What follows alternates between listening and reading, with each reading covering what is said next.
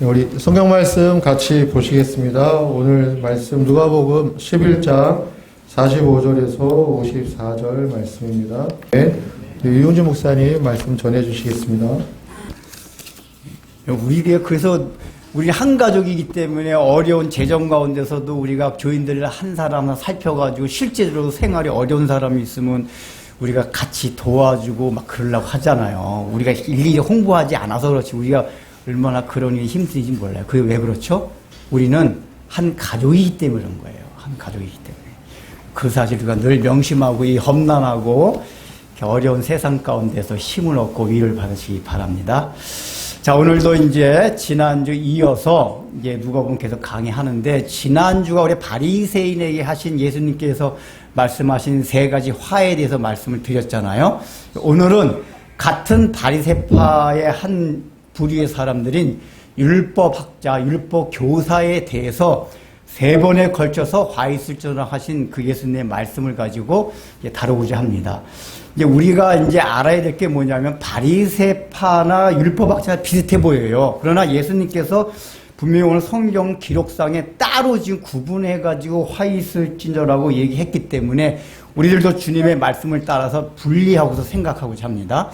바리새파라는 거는 그 당시 이제 모든 사회 속에서 조금 더 하나님을 거룩하게 세상 사람들과 같이 아니하고 보통 사람들과 같이 아니하고 더 분리되게 또 하나님 말씀대로 살려고 했던 모든 무리들 전체적인 특성을 나타내는 바리새파라고 해요. 그 율법학자들은 뭐냐면은 그 바리새파 중에서도 특별히 그러면 우리가 하나님 말씀대로 더 분리돼서 거룩하게 살기 위해서는 하나님의 말씀을 어떻게 더 연구하고 해석하고 가르칠 것인가 라고 하나님 말씀에 대해 집중적으로 연구하고 가르쳤던 사람들이 율법학자예요. 그러니까 범위가 더 좁혀진 것이고 중요성에 있어서는 더 중요한 사람들이에요. 바리새파 전체가 중요하기도 하지만은 그중에 율법학자들. 그래서 특별히 말씀을 연구하고 가르쳤기 때문에 많은 사람들이 직접적인 영향을 끼쳤던 사람들입니다. 오늘날로 말하면은 오늘날 우리 기독교 중에서도 더 말씀대로 살려고 하는 무리들. 고신측이 주로 그래요. 고신측이 보면 우리들은 다른 교단보다도 훨씬 더 우리는 합동측이죠. 합동측인데 우리 교단에서 보면 고신측 사람들이 어디 교회 옮기면 고신측 교회만 찾아가요. 이단이 아님에도 불구하고. 왜냐? 나머지 날 랄라리드다 그 얘기예요. 우리는 다른 교단은 더 거룩하게 살려는 의식이 강하다 보니까 뭐 부산에서 서울 이사 와도 꼭 고신측 교회 찾아가요. 막 찾아가죠. 우리 합동측 교인들은 안 그러거든요. 아무데나 가요. 고신측은 안 그래요. 그러니까 그 의식이 강해요. 이제 그 중에서도 특별히 목회자, 신학자 이런 사람들이 율법교사고 율법학자들이란 말이에요. 그 더 거룩하게 살기 위해서 우리가 성경을 어떻게 해석해야 되는지 아니 다른 교단들은 주일날 대강 땡깡을 하지만은 우리는 주일날 사 먹지도 않고 공부도 안 하고 이런다. 성경을 그 고신측의 신학자들이나 학자들은 세밀하게 연구를 하고 그렇게 해가지고 그렇게 가르치는 거란 말이에요. 달라요. 그러니까 더 중요하단 말이에요. 그런데 예수님은 바로 이런 율법학자들한테 바리새파와 동일하게 화 있을진저라고 세 번에 걸쳐서 저주에 가까운 책망을 하십니다. 그래서 이제 사실은 이게 적용이 첫 번째로는 저도 이 말씀을 이제 준비하면서 이게 첫 번째로 해당되는 거는 오늘날 교회 가운데서도 말씀을 연구하고 가르치는 우리들 목회자, 교회 지도자들에 해당됩니다. 그러나 범위를 더 넓혀가면은 우리 모두는 누구인가는 하나님의 말씀에 영향력을 끼쳐야 된다는 점에서 우리 모두가 다 율법교사, 율법학자가 해당이 됩니다. 근데 이제 이거 두 가지를 다음은 시간이 많이 걸려서 그 후자에 해당되는 거, 우리 모두가 율법교사가 해당된다는 그 측면은 다음 주에 할 거고, 오늘은 좁은 의미에서 율법교사에 해당되는 교회 지도자들, 우리 목회자에 해당되는 사람들, 이런 사람들을 초점으로 해서 오늘 말씀을 이제 풀어가고자 합니다. 자, 오늘 말씀을 보면은 시작이 왜 됐죠? 이제 지난 주일까지 뭐냐면 예수님이 바리새인의 당신을 초청하신 바리새인 집에 가셔가지고 손 씻는 문제부터 시작해가지고 바리새인에 대해서 책망을 하셨단 말이에요. 근데 이제 거기 손님을 같이 와 있던 율법학자가 듣고 있으니까 바리새파를 책망하는데 자기네까지도 책망하는 것 같이 들렸던 거예요. 그러니까 예수님이 바리새파 책망할 때 직접적으로 율법학자들 지적하지는 않으셨거든요. 근데 이 사람이 왜 우리까지도 함께 모욕감을 느끼게 하나이까라고 했다는 얘기는 다 자기가 찔리는 거예요. 그러니까 사람이라는 건 어떤 말을 할 때 자기한테 직접 지목을 하지 않아도 마음에 걸리는 게 있으면 아, 저 얘기 나한테 하는 거다. 여러분 설교 들을 때 그런 거 있잖아요. 실제로 목사가 어떤 사람을 대상으로 해서 하는 건 아닌데 본인들이 듣기에는 야, 저거 나한테 대놓고 하는 얘기다라고 생각하는 경우도 있어요. 물론 목회자가 실제로 그렇게 하는 경우도 있다고는 하는데 보통은 그런 게 아니라 설교하다 보면 그냥 얘기하는 건데 듣는 사람 입장에서는 야, 나한테 그래가지고 막 이렇게 성질을 내고 막 서운해하고 그런 경우가 있어요. 그러니까 여기에 율법학자가 그런 식이에요. 바리새인을 향해서 설교하고 책망하는데 저 나한테 하는 얘기네. 그래서 설교 끝나고 나서 예수 찾아가가지고 아, 예수님 왜 이렇게 모욕을 줍니까? 라고 따지기 시작해가지고 오늘 본문의 내용이 시작하는 거란 말이에요. 그러니까 이 얘기는 뭐냐? 이미 바리새인에 대한 책망의 내용이 자기네들한테도 뭔가 걸림이 되고 찔림이 되는 내용이 있었단 얘기예요. 어떤 것들? 위선적이고 외식적인 모습이 성경을 연구하고 가르치는 자기네들이 있었다 하는 그 마음 가운데 예수님과 대화가 시작이 됩니다. 근데 예수님이 이 사람들한테 지금 처음에 뭐라고 말하죠? 이르시되 그냥 이 사람 처음에 따지기만 해서 왜 우리를 모욕하시나이까? 예수님께서 거기에서 다른 설명을 해주지 아니하시고 처음부터 화 있을진저라고 바로 책망을 하시고 3번에 걸쳐서 화 있을진저라고 책망을 하십니다. 그런데 이제 그 3번의 책망이 나오는데 이제 3가지 분류가 돼요. 첫 번째 뭐죠? 첫 번째는 너희 율법교사여 자기 어려운 짐을 사람에게도 지우고 너희는 한 손가락도 이 짐에 대지 않는도라고 해요. 그러니까 지금 율법 교사들이 하고 있는 현상을 얘기해요. 그리고 난 다음에 이제 47절서부터 51절까지 뭐냐면 그 현상이 될 만한 뿌리에 뭐가 있었냐? 너희 조상들이 선지자를 공격하고 죽였는데 너희들은 그래서 이 선지자를 존경한다고 해가지고 무덤을 만들고 비석을 만들고 다 선지자를 그렇게 하고 있지만 사실은 너희들도 조상들과 같이 선지자를 죽이고 있는 일에 동참하고 있는 것이라고 뿌리서부터 너희들은 사실은 이렇게 악행을 해왔다. 그것이 46절에 말하는 지금 백성들에게 짐을 지어주면서 짐을 한 손가락도 도와주지 않는 그런 현상을 일으키고 있다. 라고 얘기를 하시고서 52절에 가면 결론적으로 뭐냐? 너희는 천국의 열쇠, 지식의 열쇠, 어떤 열쇠죠? 말씀을 연구하고 가르치는 굉장히 중요한 천국 가기 위하여 구원받기 위하여 결정적인 요소가 되는 하나님의 말씀이라는 키를 열쇠를 갖고 있으면서도 그 열쇠를 주문 속에 감춰두고 그 문을 열어주지 않는 악한 자들이라는 결론을 이제 내고 있어요. 그래서 그걸 이제 하나하나 살피고자 합니다. 첫 번째 46절에서 화일신치라고 얘기하고 율법 교사들의 현상을 얘기하고 있습니다. 그 현상은 뭐냐?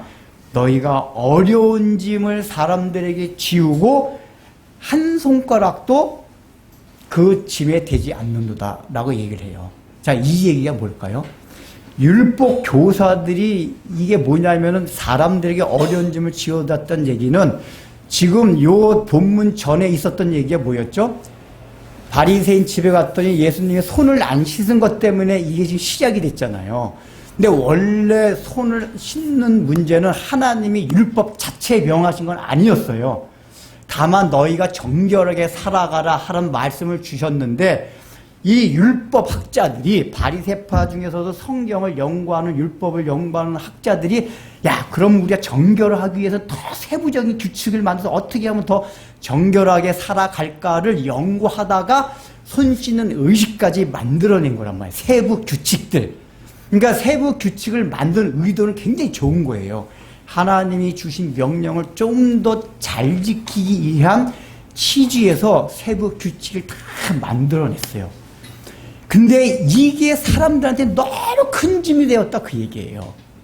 그리고 예수님이 하신 말씀이 뭐냐? 그리고 나서는 너희들은 그런 세부 규칙을 만들어 놓고도 너희들은 하나도 그 짐을 손가락 하나도 안 된다라고 지적을 해주세요.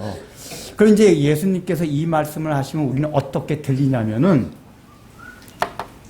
이 사람들이 세부 규칙을 다 만들어 놓고 자기들은 사람들한테 지키라고 하면서 자기들은 지키지 않는다라고 오해할 수가 있어요. 이 본문의 말씀만 보면 그렇잖아요. 그러나 우리가 지난 시간에 얘기한 바와 같이 실제 이 사람들은 세부 규칙 만들어 놓고 자기를 잘 지켰어요. 손 잘 씻고 또 11조도 그 세부 규칙으로 하나님이 말씀하시진 않았어요. 그러나 박하와 그냥 이런 것들은 아주 미세한 그 야채 같은 거, 미세한 수입, 작은 수입까지도 만들어 놓은 건 우리가 11조를 더 하나님이 말씀하시니까 더 잘 지키기 위한 취지에서 했는데 이게 일반 백성에게 너무 지키기 힘든 것들이었어요. 이 사람들 지키고 나서 얘기한 거거든요. 그럼 왜 예수님이 너희는 한 손가락도 그 사람들의 짐을 대지도 않았느냐 얘기하셨냐 하면은 세비규칙을 만들어 놓은 건 사람들이 지키기 사실 너무 어려운 것들이었어요. 어려웠는데 그 어려운 사람들의 삶을 배려하고 고려하고 생각해서 어떻게 하면 너희들이 이것을 지킬 수 있고 원율법의 정신이 그것을 지키게 할 것인가 라는 그 고민하는 마음에서 어려운 사람들의 사정을 생각하는 차원에서 세부규칙을 만들지 않았다 그 얘기예요. 예를 들자면 그 얘기예요. 지난번에 나왔던 그 11조를 내라는 거에 있어서 이 사람들은 아주 미세한 수익까지도 다 계산해가지고 11조 냈다 그랬잖아요. 근데 그 당시에 율법학자들은 대부분 기득권이었습니다. 그 당시 사회에서 기득권층이요 부유했어요. 그러니까 이 사람들은 사실은 그거 낸다고 해도 전혀 손해볼 게 없어요.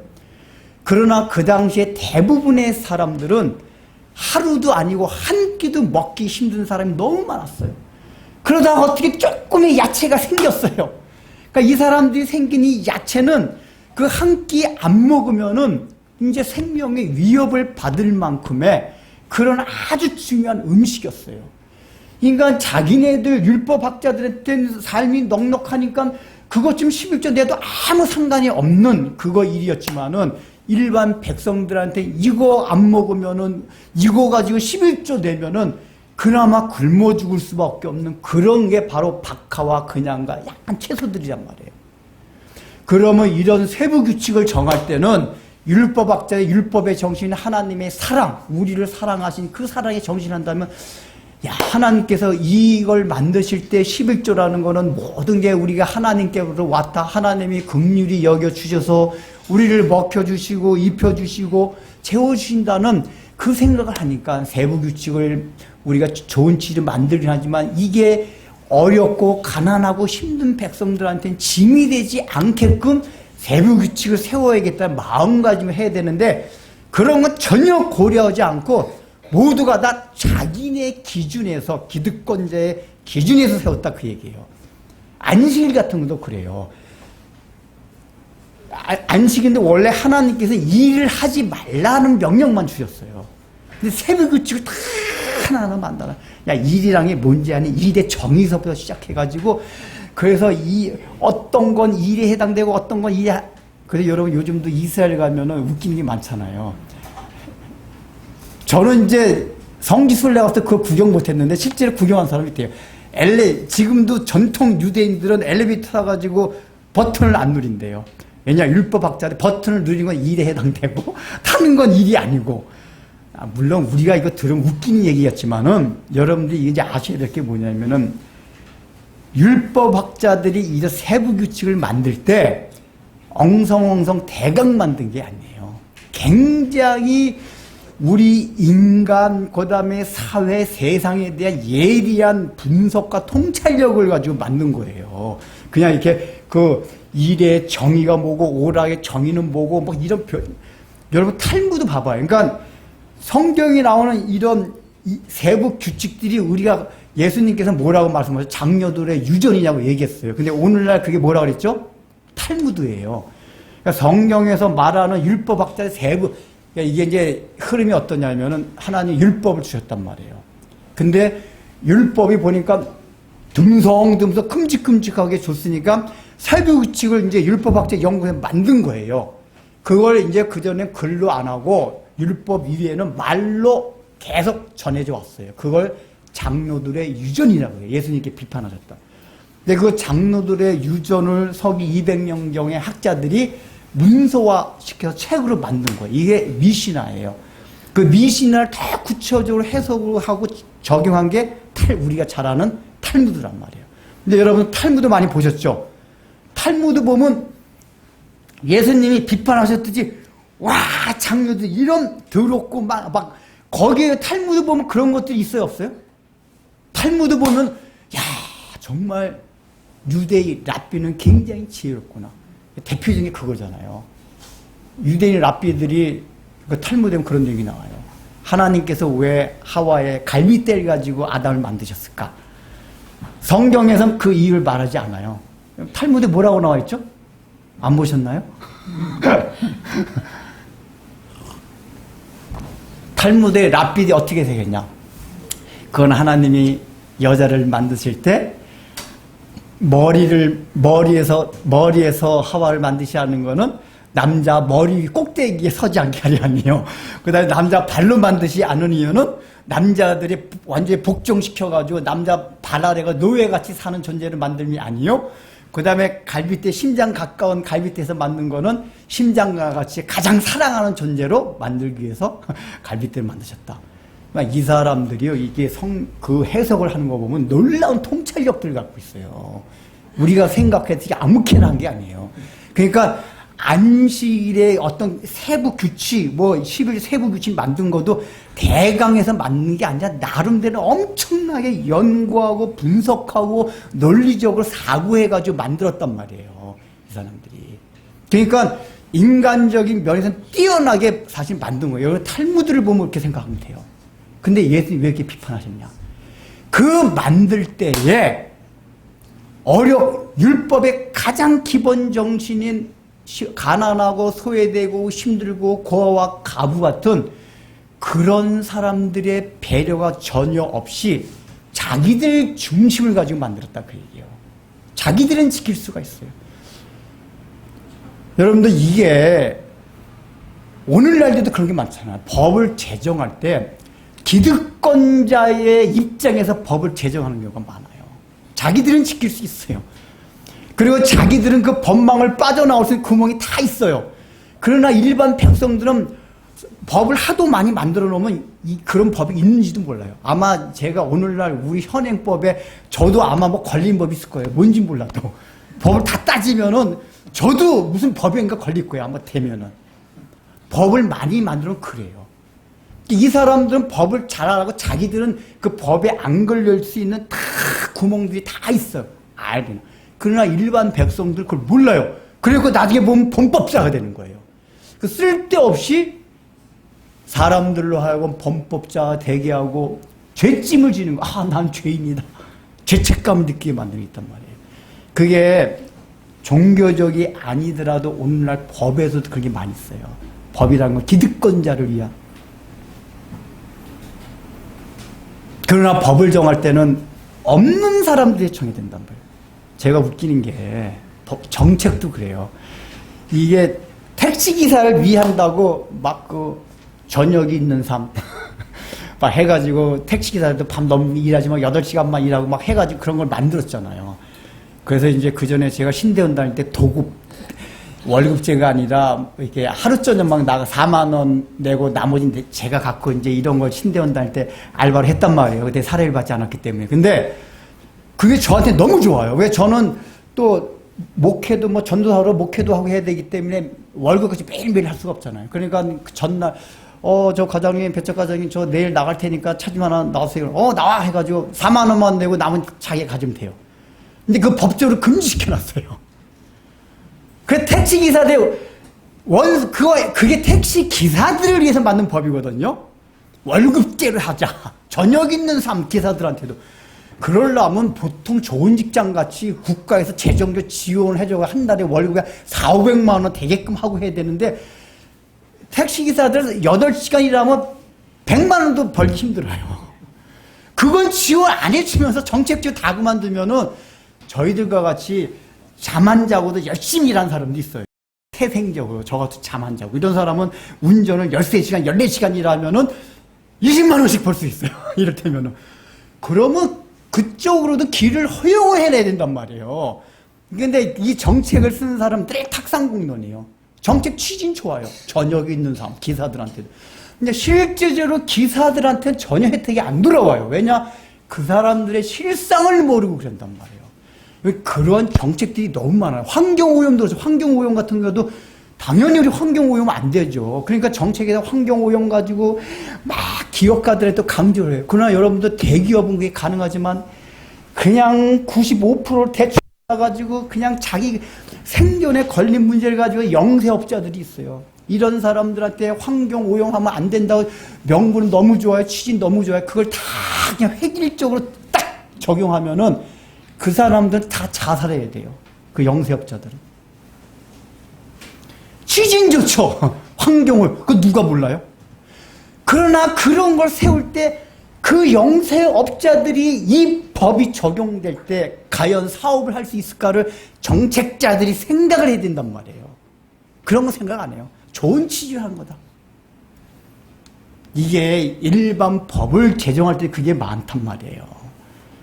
우리가 사실은 공무원이나 우리가 기독교인들이 정책 위반에 해당되는 그런 우리가 이게 일을 하고 있으니 그런 걸 염두에 두고 해야 돼요. 탁상공론에 진짜로 이 사람들에게 어떤 해야지 혜택이 돌아갈까. 그러니까 보통 이렇게 이 정책을 할 때 보면 늘 서민들을 위한다고 하는데 결과적으로는 안서민이라는 게 너무 많아요.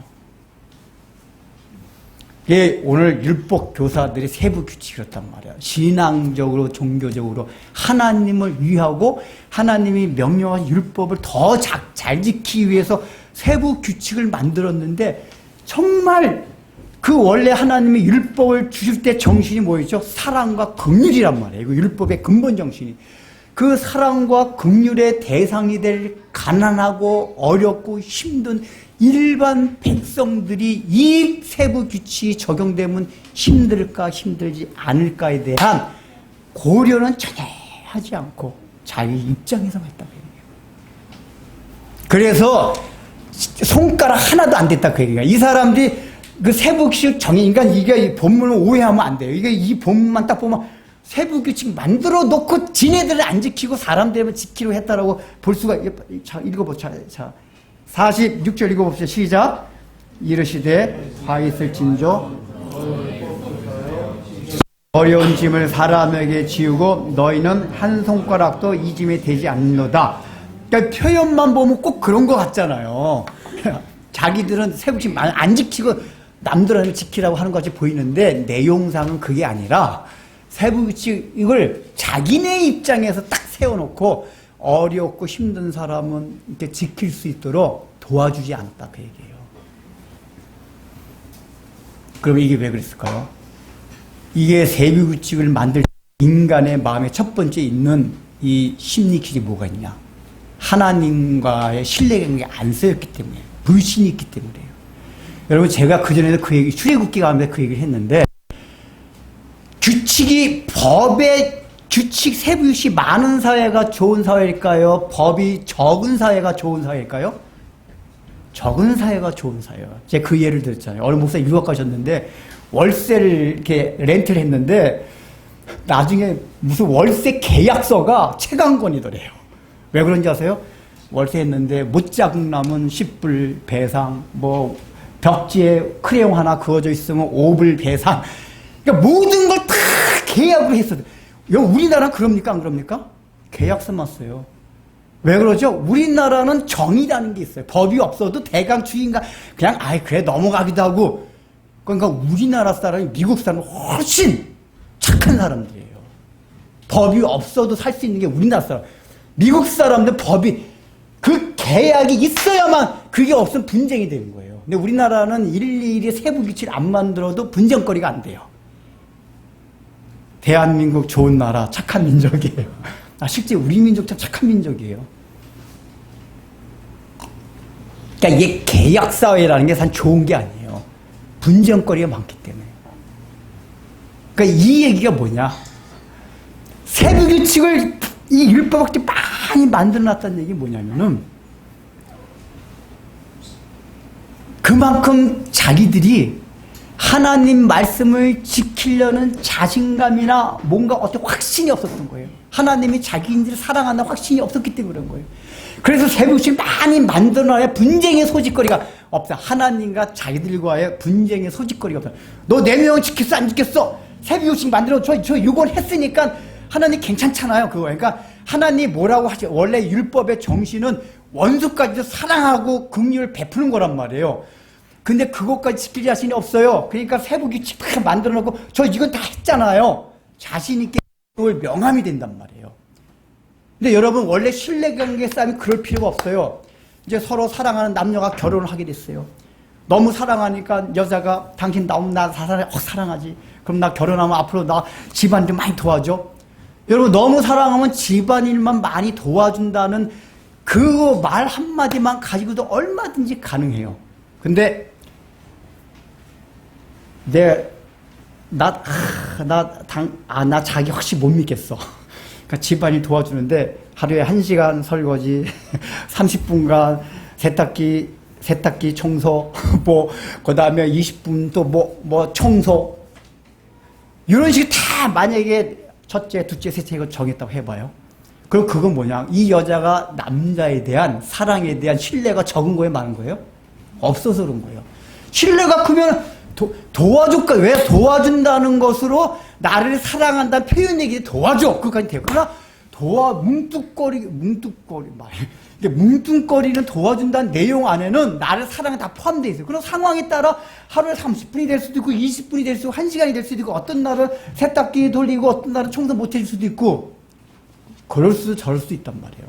근데 계약을 맺어 다 하잖아요. 실제로 요즘에 동거생활할 때 계약서를 쓴다며요. 하루는 너가 설거지, 내가 설거지, 갔다 오고 뭐 하면 계약서를 쓴대요. 그게 사랑입니까? 여러분 하나님이 율법을 줄 때 율법에 우리한테 짐이 되라고 주신 게 아니에요. 너희가 나를 사랑한다는 최소한의 조건으로 율법이라는 게 원래 뭐라고 하죠? 하나님의 속성과 원리, 하나님이 우리를 향한 사랑과 긍휼하심, 제가 늘 얘기하는 성경이 뭐다? 그렇지, 우리를 향한 하나님의 연애 편지. 이게 종교 경전은 우리에게 뭐 해라 짐을 지어주는 그게 아니에요. 원래 성경이 자기 나 사랑하면 좀 도와줘? 최소한의 이걸 한단 말이에요. 그래서 여러분 안식일날 일을 하지 말라고 하나님께서 안식일에 일을 하지 말라는 율법을 주셨잖아요. 명령을 주셨잖아요. 왜 주셨어요? 그게 우리를 사랑한다는 표시, 우리를 올가매려는 게 아니라 그 대신 세부 규칙을 안 줬어요. 너를 일을 하지 말라니까 하루에 아침서부터 야 땡 하면 오전 12시부터 다음날 12시까지 다 일이라는 게 뭐냐면 뗄감하는 거 일이고 하나님이 그런 명령 전혀 안 줬어요. 그러나 적어도 일하지 말라는 명령을 주신 건 뭐냐? 그걸 통해서 뭘 가르쳐 준다고 그랬죠? 하나님이 우리의 창조주요 구속주요 우리가 이 땅을 살아가며 하나님의 은혜를 입고 잘 살아가고 완전하게 되고 우리가 참된 안식과 쉼을 얻는 것은 나의 힘과 나의 노력 때문이 아니라 오직 하나님께서 주신 예수 그리스도를 통해신 십자가의 은혜요 하나님의 공로 때문에 우리가 참된 쉼을 얻고 있다. 우리가 일을 안 하는 걸 통해서 그걸 늘 의식해야 된단 말이에요. 그러니까 인간은 형식이 없으면은 내용까지 잊어버리기 때문에 최소한의 미니멈으로 형식을 주신 게 율법이란 말이에요. 안식일날 일을 하지 말라. 그리고 나서는 자유함을 주신 거예요. 거기서 일일이 세부적으로 30분, 20분 세탁기, 청소 주지 않았단 말이에요. 그게 사랑의 표시예요. 근데 율법학자들이 거기다 대고 세부적으로 만들었다는 얘기 뭐냐? 그 하나님의 의도를 잘못 파악한 거예요. 하나님은 우리 그렇게 사랑하셨기 때문에 결혼하면 나 청소 좀 해줘 자기야? 그거예요. 안식일날 일을 하지 말라. 청소 해줘야 되죠. 그러나 할 때 여러 가지 상황이 있을 수가 있다 그 얘기예요. 하나님을 자기들에 대한 사랑을 확신 못한 거예요. 그리고 두 번째는 빠져나갈 구멍을 하는 거예요. 그러니까 왜냐? 율법의 정신이 구약에서 늘 얘기한 게 원수 사랑하고 긍휼이라는 거를 배웠어요. 근데 여러분 그게 쉽습니까? 어렵습니까? 어렵죠. 제가 강조하는 말 있잖아요. 우리 교회는 뭐 교회 헌신해라 헌금하라 강조 안 하잖아요. 그래서 뭘 강조하죠? 자기를 부인해라, 자기를 버려라. 어떤 게 더 어렵습니까? 잘 생각해봐요. 보통 다른 교회에서는 야 빨리 헌신 많이 해, 봉사 많이 해, 헌금 많이 해 이거 강조하죠. 우리 교회 그렇게 강조 하나도 안 합니다. 뭘 강조해요? 자기 부인해라. 뭐가 어렵습니까? 그렇지, 자기 부인이 더 어려워요. 사실 그게 더 어려워요. 왜? 그건 굉장히 추상적이면서 더 근원적인 거기 때문에. 그러니까 이게 어렵다는 걸 알고 세부적인 규칙을 만들었다는 건 뭐냐면은 우리 오늘날 현대 교회에서도 그러니까 11조 확실하게 해. 뭐 주일날은 뭐가 교회 봉사 많이 해. 수요일날도 나오고 새벽기도 나오고 이런 거는 땜빵을 하는 거란 말이에요. 왜냐? 자기가 삶 속에서는 여전히 남 미워하고 해치려고 그러고 탐욕도 있고 다 해요. 그 말씀대로는 살 수가 없어요. 자기를 부인하기가 힘들어요. 그러니까 그래도 조금 노력하면 가능한 것들, 헌금 조금 더 하고, 봉사 조금 더 하고, 이런 것도 우리가 조금 노력만 하면은 가능하거든요. 그걸 함으로써 위안을 받는 거예요. 자기가 근원적인 걸 못하는 거에 대해서. 이 세부 규칙을 만든, 제가 시계 보는 순간부터 뭔가 막 내용이 많아요. 이렇게 하다가, 이것이 한참 앞에 부분인데, 이제.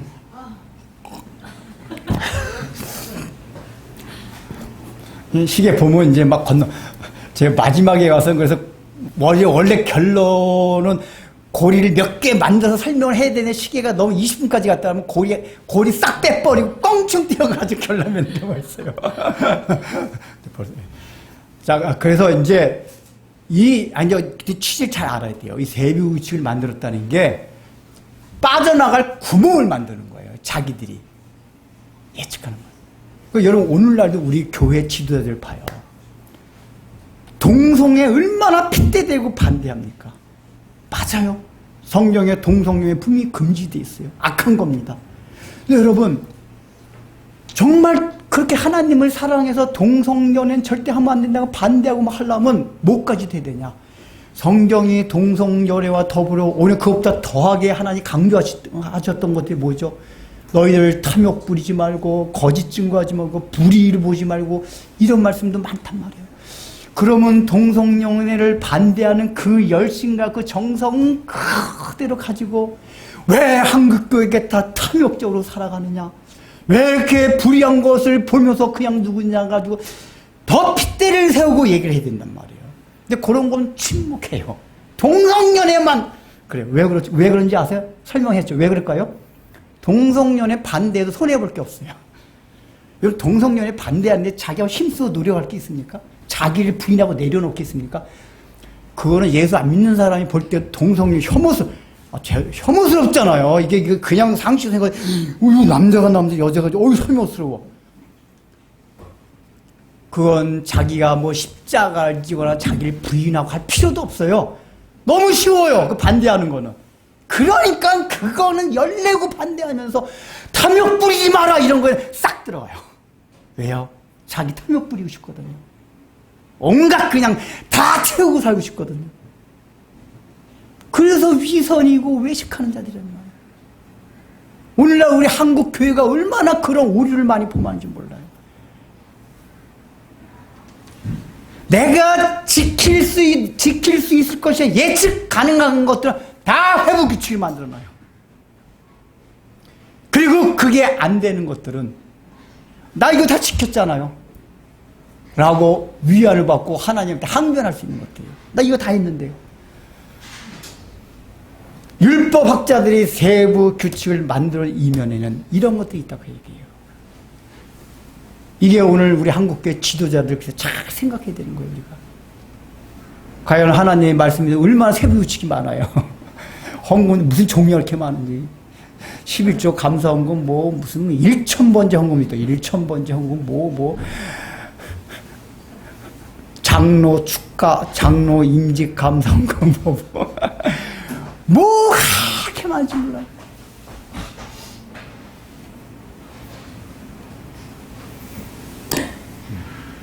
그런 걸 해가지고 그런 걸로 짐을 지워요.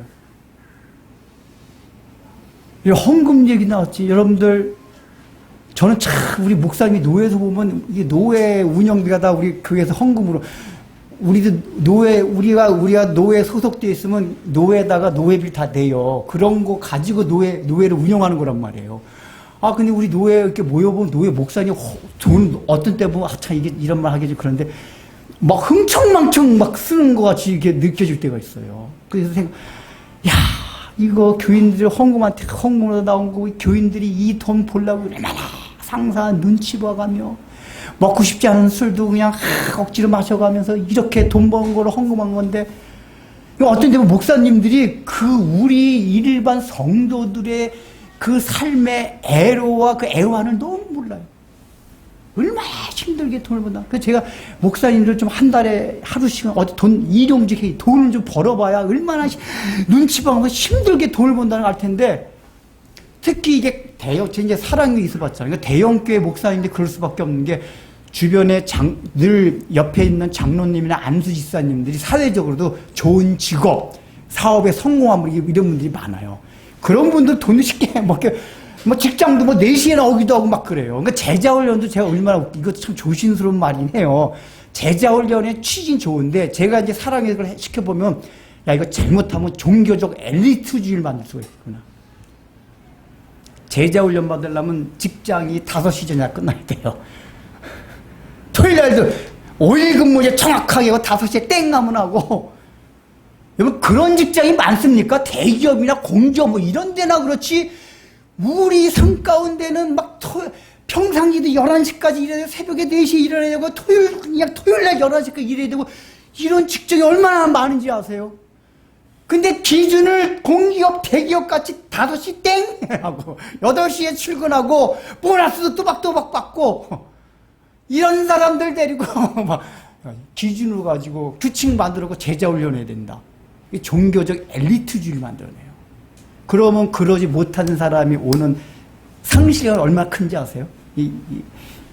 우리 그 사랑했을 때 제자훈련 못 받으면은, 너 못 받았어? 아, 그런 것들이 있어요. 이게 분위기가, 사람들의 심리가 전부 다 그 거기 사랑계획은 서약서까지 있어요. 참 심리, 서약서 같은 거 쓰면 뭔가 무시무시하거든요. 절대 출장도 안 간다. 다 있어요. 해외 출장도 안 가고 서약서 다 써요. 해가지고. 오히려 그러기 때문에 더 해요, 사람들. 아무도 안 하는데 그래도 많은 사람들이 하거든요. 그러면 자기가 도태되는 것 같아요. 그러니까 너도 다 신청을 해요. 근데 아무리 그래도 못하는 사람이 있어요. 토요일까지 일해야 되고, 평일날도 11시까지 직장이 있어야 되고, 이런 사람은 신청 못해요.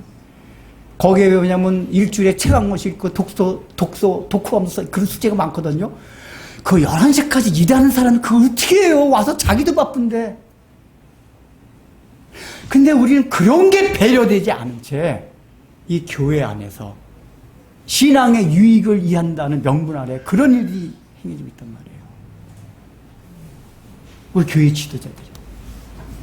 그걸 할 때도 가장 가난하고 여건이 어려운 직장에 있는 사람들은 어떤 상태일까? 이걸 교회 지도자들은 생각하고 배려해가지고 어떤 교회의 정책이나 교회의 무슨 훈련 프로그램 같은 거 해야 된단 말이에요. 제가 우리 교회는 그런 강조 많이 안 하잖아. 수요일 날도 늦게 안 와도 된다. 직장 생활에 얼마나 늦게까지 해야 될 게 많은데, 수요일 날 안 나와도 되니까 직장에서 열심히 해라. 왜요?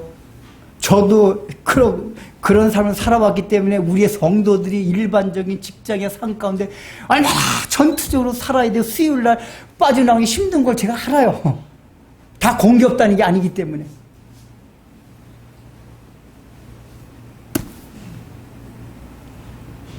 그래서 저도 이제 설교 준비하면서 그런 생각을 많이 했어요. 오늘 1차적으로 적용이 우리 교회 지도자, 목회자한테 된다고 했잖아요. 목회자가 목회할 때도 그 가장 어렵고 힘든 사람들 배려하는 차원에서 하나의 율법 생각했대요. 나는 그거 잘하고 있나? 여러분, 제가 설교할 때 강하게 하는데, 여러분 이렇게 커피 마시면서 개인적으로 얘기할 때 굉장히 부드러운 거 아세요? 그거 못 느끼셨어요? 제가 설교할 때만 소리 질러대고 그러지 방방 뜨지. 여러분 개인적으로 얘기할 때는 목사님 주일날 어디 가야 되는데 제가 이게 그냥 그런 거 봤어요? 저 요새 너무 힘든데 11조 진짜 11조 내지 마. 그러면서 들은 사람 있죠? 그 빚이 허덕인데 무슨 11조까지 내냐? 주일날 막 이게 뭐냐면은 목회적 배려예요. 제가 지난주에 그 얘기했잖아요. 술 마시지 말라는 게 상징적 원리에서 마시지 않아야 되는데 제가 그 어떤 때 목사님 어떤 때 이 사람한테 저렇게 하고 저 사람한테 저렇게 하고 그런 게 있을 거예요. 술 문제도 그래요. 제가 얘기했지만은 평생을 술 담배로 친구 삼아온 분들한테 이 사람은 끊기가 너무 힘들어요. 끊는 건 죽음과 같아요. 근데 원래 복음이라는 건 기쁘고 즐거운 거란 말, 자유가 있는 거예요. 근데 그 본질적이 아닌 거 술 문제 하나 가지고 당신은 막 이래봐요. 술 때문에 원래 신앙과 복음이 자유와 기쁨이 있는 건데 그 술 문제 하나 때문에. 근데 제가 딱 보면 그분은 이거 평생 함께 살아보는데 끊을 수 없는 분 같은 분들이 있어요. 그런 분들한테 적당히 잘 교인들 몰래 잘 피시고 잘 마시고 교회에서만 마시지 말고 잘 하십시오 라고 실제로 얘기를 해줘요. 제가 아니 무슨 어떤 사람한테 마시지 말라 그래요. 특히 청년 제가 말했잖아요. 그 사람의 영적 상태라는 그 사람의 상황 여러 가지 상황 고려해서 목회적 고려. 근데 거기에 본질적인 건 뭐냐? 이 사람이 십자가의 은혜 보좌 앞으로 어떻게 하면 갈 것이냐, 이걸 염두에 두고 한단 말이에요. 그런 걸 얘기해 줄 때. 단순하게 그 산 하나 놓고 잘못했는 내가 아니라 이걸 통해 가지고 이 사람이 그리스도의 십자가의 사랑 안으로 들어갈 것이냐, 어떻게 하면 들어갈 것인가, 이걸 두고 목회적 고민을 한 거란 말이에요.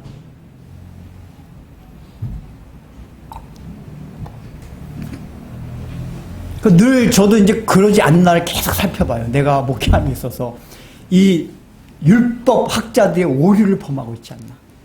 새벽씩 하나 만들어 놓고 너희들은 이걸 지키지 않느냐라고 한 손가락도 짐을, 그러면서 이걸 지키기 너무 어려운 우리 성도들의 상황을 생각하거나 배려는 전혀 없이 딱 기숙사 사감 마냥 그냥 딱 떠오른 기숙사 사감 있잖아요. 딱 이건 지키냐 안 지키냐, 이게 안 되는 거예요. 이게. 그러면서 지나갑시다. 예수님이 뭐라고 말하시냐, 선지자들 얘기해요. 너희가 선지자들의 무덤을 만들면서, 선지자의 무덤이 뭔지 아세요?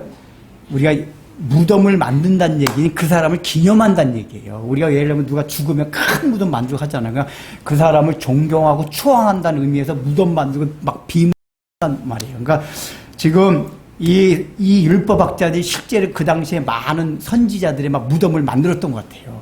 비문을 만들고, 이사야 선지자 막 무덤을 만들고 비문을 만들고, 이 사람 이분의 뭐 숭고한 정신을 본받아 낭독하게 얼마나 그런 거 좋아해요. 모여서 이사야 선지자 뭐 추도식 해가지고 이분의 뜻을 받들어 또 거룩하게 뭐 읽고 뭐 아마 그랬을 거예요. 이 얘기예요. 근데 너희가 실제로 선지자들을 너희 조상들이 그 선지자를 죽인 것과 같이 너희들이 죽이고 있도다 라고 얘기를 해요. 근원부터도 그랬다. 그 얘기 뭐죠? 원래 율법 학자들이란 건 하나님의 말씀을 연구하고 가르치는 사람들이었어요. 그러면 선지자라는 게 원래 하나님의 말씀을 전달하는 사람들이란 말이에요. 근데 구약에 보면 그 선지자들이 하나님의 말씀을 전할 때 백성들이 다 죽였어요. 왜 죽였죠? 주로 선지자들이 하나님 말씀, 회개하라는 말씀이 많았어요. 죄를 지적하고 회개하라는 말씀이 많았단 말이에요. 그게 듣기 싫었어요. 여기에 예수님이 예를 드는 아벨서부터 사가랴, 이제 구약엔 스가랴라고 표현됩니다. 역대하에 나오는. 그게 이제 구약 성경에서 끝이에요. 끝. 창세기가 처음이고 역대하가 끝이기 때문에 처음부터 끝, 이게 얘기를 하는 거예요. 아벨서부터 스가랴. 스가랴는 왜 죽었냐? 스가랴 선지자가 그 당시에 우상 숭배의 죄를 막 지적했어요. 백성들 회개하라고. 그러니까 백성들이 요아스 왕 같이 막 요아스 왕을 막 들추겨가지고 저 새끼 죽입시다. 왜 잠깐만 우리한테 죄 회개하라고 합니까? 듣기 싫어가지고 스가랴 선지자 죽였어요. 그러니까 그 듣기 싫은 거, 자기들의 잘못 지적당함을 듣기 싫은 것 때문에 다 죽였던 거예요. 근데 그렇게 죽었는데 지금 이들의 후예인 율법학자들이 그 선지자들 막 추앙한다고 무덤만 빔을 만들었어요. 근데 그 마음이 여전히 자기 그 선지자들을 죽인 조상들과 똑같은 마음이 있다. 너희들도 내가 조금만 지적만 하면 날 죽이려고 그런다. 당장 끝에가 그거란 말이에요. 예수님이 이렇게 화있을지 하니까 우리한테 이런 잘못과 죄가 있었구나라고 깨닫고 회개하는 게 아니라, 아니 저자가 감히 우리를 모욕해? 모든 백성들 우리 존경하고 있는데 우리를 감히 모욕을 해? 하고서 발끈해가지고 그때부터 예수님을 죽이려고 마음먹고 모의를 한단 말이에요. 그 조상과 똑같아요. 이 오늘날 우리가 더 동일해요. 우리가 오늘날 얼마나, 그러니까 이 사람들이 어떻게 무덤을 만든 거지만은 선지자들의 말씀을 사실 무덤 안에 가둬놓은 거예요. 이게 비유적으로 설명한다면. 원래 무덤이라는 건 선지자들 추앙하고 기리기 위해서 무덤과 비문을 만들었는데, 예수님의 이 말씀의 의도, 사실은 선지자들이 가르치셨던 그 말씀을 무덤에 가둬놨다 그 얘기예요. 이게 뭐냐면 박제화시키는 거예요, 말씀을.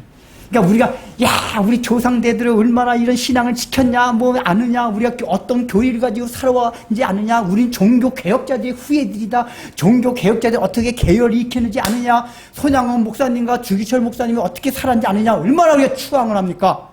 근데 추앙을 해서 엄청나게 추앙을 하는 것 같은데 사실은 그걸 다 박제화시키는 거예요. 박제화. 이렇게 살았다는 거 막 추앙하는 것으로 우리가 그렇지 못한 걸 땜빵시켜요. 박제화시키는 거예요. 여러분, 손양원 목사님, 주기철 목사님 얘기도 우리가 얼마나 가장 가까운 데 있는, 구약의 선지자까지 나갈 거 없이 손양원 목사님, 주기철 목사님 얘기도 얼마나 많이 해요. 그분이 우리가 무덤을 만들고 비문을 세웁니다. 우리 손양원 목사님, 주기철 목사님. 근데 여러분, 손양원 목사님과 주기철 목사님이 가르쳤던 거 뭐죠? 주기철 목사님 일사각오로 내가 죽음을 불사하고 하나님을 사랑하며 살아가리라. 손양원 목사님 같은 건 그와 더불어서 원수까지도 사랑했던 원자탄 같은 그 사랑. 그러면 우리가 그분들을 추앙하기 위해서는 겉으로 맨날 그분들 간증 듣고, 지난번에도 우리 영화 봤잖아요. 뭐였더라? 신들의 악단. 어? 신의 악단. 야, 뭐, 맨날 신의 악단. 그거 보고서 감명받았잖아요. 감명으로 끝나죠? 그걸 보고 뭘 해야 되죠? 야, 저 북한 공산당 앞제비에서 저렇게 박해를 받으면서도 성경 한 구절 찬송 하나만 부를 수 있어서 저렇게 신앙이 우리에서 살아가는구나. 그걸 보고 우리 자신을 성찰하면서 우리의 예배 태도가 어떤가? 우리 마음껏 신앙의 자유가 있는 자유민주국가에 살면서 이 예배의 이 즐거운 기쁨도 모르고 예배가 기네 마네 지루하네, 뒷좌석에 앉아가지고 다리 탁 꼬고 앉아 들어볼까?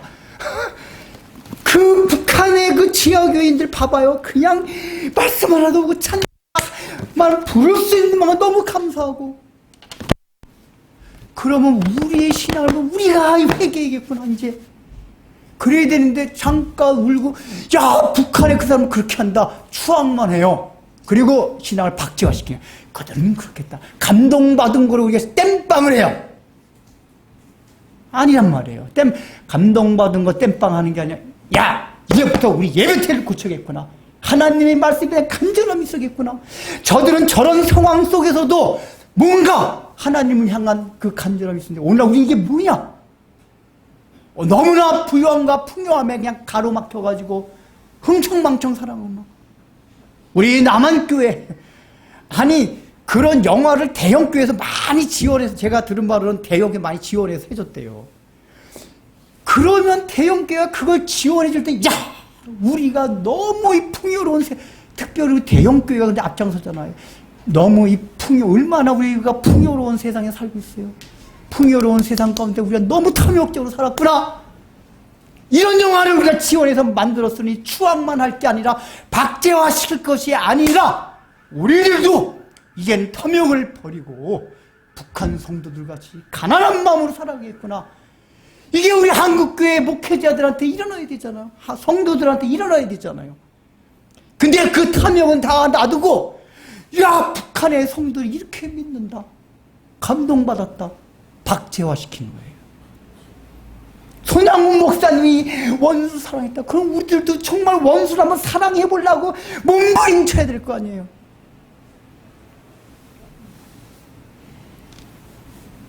그 무덤이 좋은 의미인데 선지자의 말씀을 가두는 무덤이 되는 거예요. 그러니까 오히려 추앙하면 할수록 이게 사람이 그런 게 있어요. 이게 막 하면은 늘 심리적 위안을 받아요.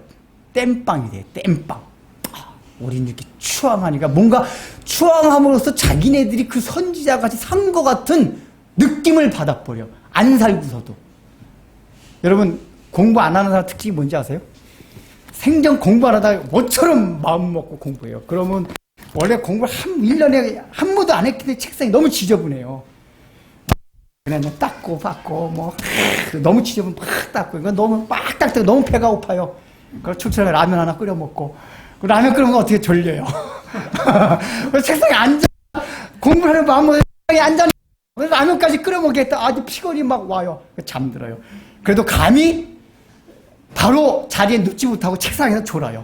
졸다 1시간쯤 졸다가 그러고 나서 그리고 내가 책상에서 졸았구나 하는 위안의 마음으로 아주 이제 평안한 마음으로 자리에 딱 누워요.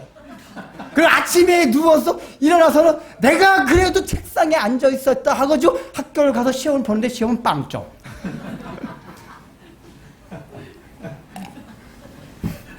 결과는 빵점이에요. 근데 이 아이는 자기가 엄청 공부를 열심히 한 것 같은 착각과 위안을 가지고 시험 보러 가요. 왜요? 평소 안 하던 짓을 학교에 했거든요. 책상 딱 끌어안고 책상에 앉아있고. 우리 신앙이 그럴 수 있다 그 얘기예요.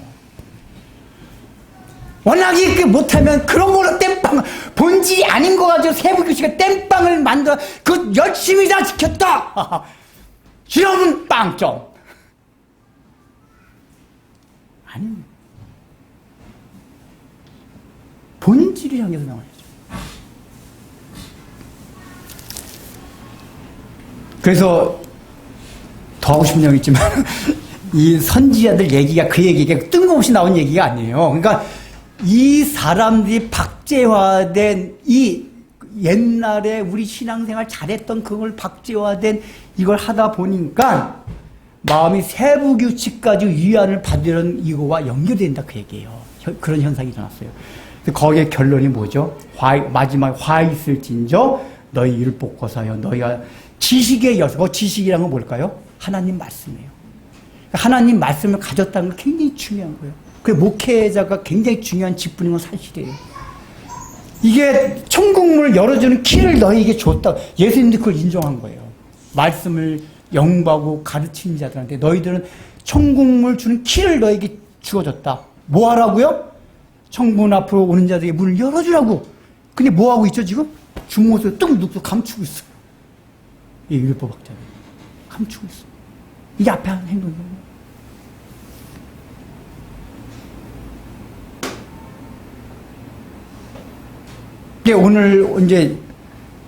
오늘은 특별히 교회 지도자들 한국교회 현상들만 보면 얘기한 겁니다. 그래서 우리가 이런 사실 보면서 저 같은 목회자들은 우리 목회자가 우리 한국교회가 얼마나 탐욕적으로 살았는가. 세부규칙 만들고 그걸 땜빵하려고 하고 성경의 본질적인 정신, 사랑과 긍휼을 향해서 나가려고 그러지 않는 이런 정신이 얼마나 있었던가. 우리가 회개하면서 나가야 돼요. 그래서 여러분들도 다른 걸 함부로 정지하지 마세요. 같은 그리스도 안의 한 교회에서 아픔, 그게 그들의 죄가 우리의 죄요, 나의 죄예요. 아픈 마음과 같이 기도를 해야 돼요. 하나님, 우리 한국교회가 왜 이렇게 되었습니까? 저부터 회개하기 시작합니다. 우리 한국교회와 우리 한국교회 지도자들부터 탐욕을 버리게 해주세요. 얼렁뚱땅 탐욕은 버리기 싫으니까 그렇지 않은 내가 지킬 만한 그런 예측 가능한 것들은 세부규칙 만들어 놓고 우리 이거 지켰다 하는 자의감을 갖지 말고 하나님이 말씀하셨던 자기 부인, 타자를 향한 아가페적인 사랑, 긍휼 이런 마음을 가지고 살아가게 해주세요.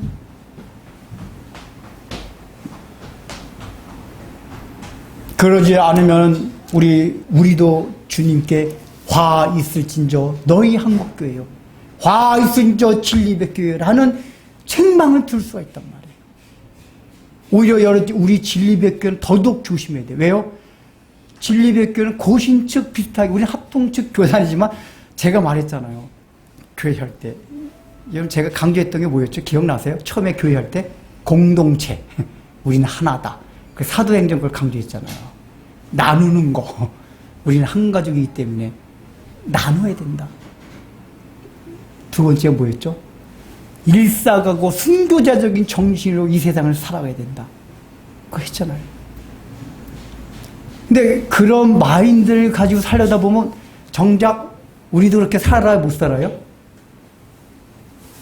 에이, 솔직하게 못 살잖아요. 지난주에 우리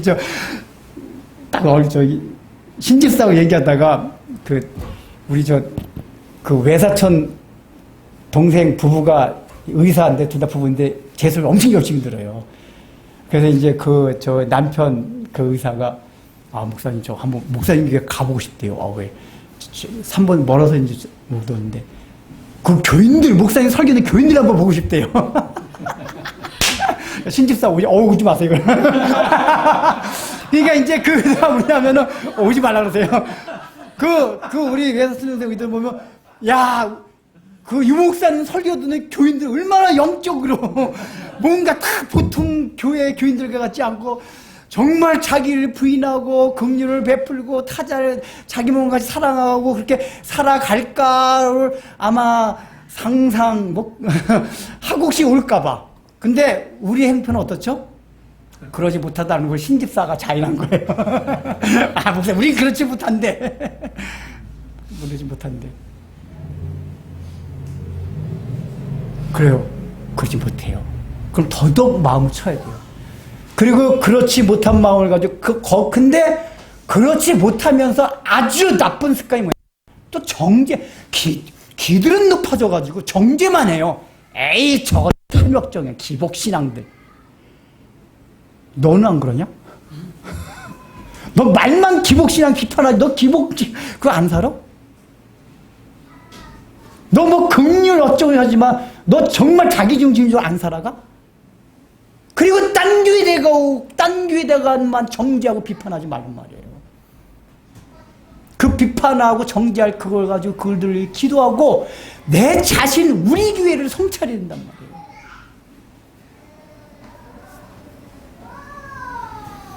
그리고 마지막에 중요한 거냐. 결론 맺읍시다. 할 얘기 많지만. 53절, 54절 봅시다. 읽어보시자. 거기서 나오실 때 서기관과 바리새인들이 겉세게 달려들어 여러 일을 따져 묻고 그 입에서 나오는 말을 책잡고자 하여 노리고 있다. 이때부터 이들이 예수님을 죽이려고 이제 모이기 시작합니다. 이때 이 책망을 듣고 이들이 예수님, 우리에게 그런 잘못이 있었습니까? 그런 오류를 범하고 있었습니까? 우리 명분을 가지고 했는데 그런 거 있었습니까? 근데 뭐 처음부터 딱 이들은 벌써 자기를 비판한 것도 싫어요. 우리가 겸손한 마음을 가져야 돼요. 하나님 앞에 지적을 당할 때, 책망을 받을 때 받아들이는 거, 그게 겸손이에요. 여러분, 다윗을 하나님 왜 자기 마음에 합한 사람을 했는지 아세요? 사실 다윗이 윤리 도덕적으로 하면 아주 나쁜 놈이에요. 남의 아내를 취한 것, 그것도 비열하게 이것도 뭐 이렇게 같이 있다가 서로 사랑에 빠지고 그러면 이렇게 사람이 그럴 수도 있겠다 하는데 이건 그런 것도 아니에요. 그냥 아주 간음을 해도 아주 악질적인 간음을 한 데다가 거기다가 살인까지 하고 교묘하게 또 숨기고 교활한 아주 나쁜. 근데 왜 하나님이 나의 마음에 합한다고 했어요? 다윗의 가장 훌륭한 점이 뭔지 아세요? 나단 선지가 와가지고 입 닦고 자기 탁 제안이 입 닦고 있을 때 바로 당신이 그 사람입니다 할 때 다윗이 어떻게 했죠? 이게 어디 왕한테, 그게 모든 사람 대신들 보는 앞에서 당신이 바로 그 죄를 지은 사람입니다 그럴 때 옳소이다, 내가 그 죄를 지은 자이다. 다윗이 거기서 꼬꾸라지고 회개했어요. 이게 얼마나 신앙의 중요한 원인인지 몰라요. 사람이 죄를 지을 수 있고 잘못할 수도 있어요. 그러나 어떤 사람이 그것을 책망하고 지적할 때 받아들일 줄 아는 게 굉장히 큰 겸손이에요. 우리 그거 너무 싫어해요. 우리 목사님들 세계가 보면 제일 안 되는 게 그거예요. 목사님이 다 전부들 잘나셔가지고 누가 지적하면 난리가 나요. 여러분 목사한테 함부로 지적하지 마세요. 난리 납니다. 목사님들 얼마나 다 자존심이 강하신지 목사끼리도 이렇게 하면 큰일 나는데 교인이 목사한테 지적하면 큰일 나요. 여러분 오히려 목사는 여러분들한테 가장 어린아이가 이 목사님 이거 잘못했어. 그렇구나. 너 얘기를 들어보니까 그런 게 있는 것 같구나. 받아들일 줄 알아야 된다면 어린아이가 얘기를 해도 이게 우리 모두가 필요해요. 누가 그런 지적을 해줄 때는 왜 저런 지적을 하나하나 해서 깊이 생각을 해봐야 돼요. 나의 그런 면이 있는가? 오늘 내린 우리는 천국 문 앞에서 특별히 우리 교회 지도자들, 우리 교회가 진리비식교회잖아요. 제 온 만방에 한국 교회에다가 이 진리의 빛을 비추자. 키를 우리에게 주셨어요. 근데 우리가 한국교회를 향하여 이 키를 가지고 자, 이 문으로 들어가십시오 하는 게 아니라 딱 주머니에 손 놓고 감추고 우리만의 경건놀이를 하고 있으면 되냐고요. 경건놀이 이해되세요? 경건놀이. 영적인 기득권자들이 하는 경건놀이. 잘못하면 우리가 이기게 될 수 있단 말이에요. 그게 키를 가지고 있는 거예요. 오늘 마무리를 우리 교회 전체가 이 키를 가진 자로서 모든 한국교회에게 이 키를 열고 이 문 천국으로 들어가십시오 하는 게 아니라 그걸 숨기고 있는 교회가 되면 안 된다 라고 결론을 맺겠습니다. 그리고 다음 주에 우리 모두 다 율법 교사가 된다는 측면에서 한 개인 향한 말씀을 전하겠습니다. 하나님의 말씀과 하나님의 마음과 하나님의 뜻을 생각하고 마음에 다짐하며 이 헌금의 의미를 다시 한번 숙고해 봅니다. 하나님의 뜻과 마음에 합한 삶을 살라는 하나님의 말씀을 생각하며 우리가 마음을 다해 살 것을 다짐하는 고백으로 하나님 앞에 헌금을 드리오니 헌금 위에 은혜를 더하여 주시옵소서. 특별히 설 연휴이고 명절입니다. 하나님께서 가족을 허락하신 가정 안에서 우리의 삶을 시작하게 하신 하나님의 뜻이 무엇일까를 다시 한번 생각하며 가족 이기주의에 함몰되지 않고 가족을 통해서 이루고자 하시는 하나님의 목적과 계획을 생각하며 그 안에서 사랑을 배우고 섬김을 익혀가는 우리 모두가 되어지도록 은혜를 도와여 주시옵소서. 예수님의 이름으로 기도드립니다. 아멘. 이제는 우리 주 예수 그리스도의 은혜와 하나님의 사랑하심과 성령의 말씀으로 깨닫게 해주시는 은혜의 자리가 하나님의 마음과 뜻과 하나님께서 향하신 하나님의 본질을 우리가 잊어버리고 하나님의 사랑과 긍휼을 잊어버리고 몇 가지의 규칙을 지키는 것을 위안과 오만으로 삼아서 오히려 하나님의 말씀과 하나님의 마음에서 멀어진 자리는 없는지 손가락 하나 대지 않고 선지자들의 무덤을 만드는 자들이 혹 나는 아닌지 나는 나의 탐욕을 거절하고 나를 부인하며 참다운 신앙의 길 걸어갈 것을 마음에 다짐하고 의식하고 살아가고 있는지를 다시 한번 생각하며 하나님의 사랑과 긍휼을 잊지 않고 기억하기를 나의 삶의 자리에 다짐하고 머리 숙인 진리의 빛교회 성도님들의 신앙과 삶 위에 이제로부터 영원토록 함께 있을지어다.